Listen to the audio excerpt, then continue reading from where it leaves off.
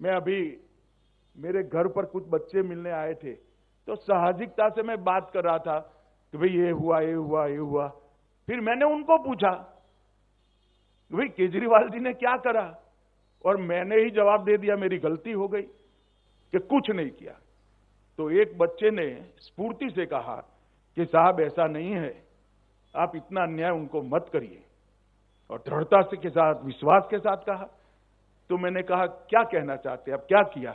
तो कि एक बड़ा 45 करोड़ का शीश महल उन्होंने अपने रहने के लिए बनाया। जो राजनीति में आए तब कहते थे हम सरकारी गाड़ी नहीं लेंगे, सरकारी बंगलो नहीं लेंगे, एक नए प्रकार की राजनीति का आगाज करेंगे। एक बंगलो से पेट नहीं भरा, 2 बंगलों से पेट नहीं भरा, 3 बंगलों से पेट नहीं भरा, 4 बंगलों से पेट नहीं भरा, 50,000 गज एक शीश महल बनाया दिल्ली वासियों के 45 करोड़ के खर्चे से। और केजरीवाल जी आपको इसका हिसाब देना पड़ेगा, दिल्ली की जनता को हिसाब देना पड़ेगा। किसके पैसे से 6 करोड़ के डिजाइनर मार्बल लगाए आपने? किसके पैसों से 6 करोड़ के मोटराइज पर्दे लगाए? किन के पैसों से 70 लाख के खोलने के लिए खड़ा ना होना पड़े ऐसे ऑटोमेटिक दरवाजे लगाए? किसके पैसों से 16 स्मार्ट टीवी 64 लाख रुपए के लगाए? किसके पैसे से 50 लाख रुपए की कारपेट बिछाई गई? किसके पैसे से सजावटी पिल्लर 36 लाख के बनाए गए? दिल्ली वासियों को पानी देने का कोई हिसाब नहीं है। आपके 4 लोगों के परिवार के लिए 15 करोड़ का वाटर सिस्टम आपने लगाया केजरीवाल जी। दिल्ली की जनता इसका जवाब आपसे पूछ रही है। रिक्लाइनर सोफा और ढेर सारी सुविधाएं हैं, इसमें से कुछ चीजें तो ऐसी है जिसका नाम ही मैंने तो पहली बार सुना। भैया ऐसा भी कहीं हो सकता है? और वो जब मुख्यमंत्री थे तब मैं कहता था उनको, एक बार ट्वीट भी किया था, हर वार्ड से 10 दिल्ली वालों को अपने घर पर चाय पिलाकर शीश महल दर्शन का एक बार कार्यक्रम बनाइए, तो दिल्ली की जनता को मालूम पड़ेगा कि उनका मुख्यमंत्री कितने बड़े भवन में रह रहा है। भाइयों बहनों, दिल्ली के इंफ्रास्ट्रक्चर के लिए जब काम करने का मौका मिला, 10 साल का मौका मिला, और उस वक्त उन्होंने क्या किया? उन्होंने अपना भवन बनाने का काम किया, इंफ्रास्ट्रक्चर की चिंता नहीं की। और ध्यान भटकाने वाले मुद्दों पर आप आगे बढ़ते हो।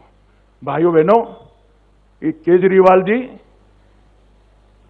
अन्ना हजारे के भ्रष्टाचार विरोधी आंदोलन की प्रोडक्ट। मैंने अभी कहा, सुषमा जी ने 12 लाख करोड़ के घपले घोटाले भ्रष्टाचार को उजागर किया था। अन्ना हजारे ने वो भ्रष्टाचार के खिलाफ आंदोलन किया, और वो भ्रष्टाचार के खिलाफ आंदोलन के बाद जो केजरीवाल कहते थे हम कभी राजनीति में नहीं आएंगे, अन्ना बेचारे रालेगांव सिद्धि में वापिस चले गए।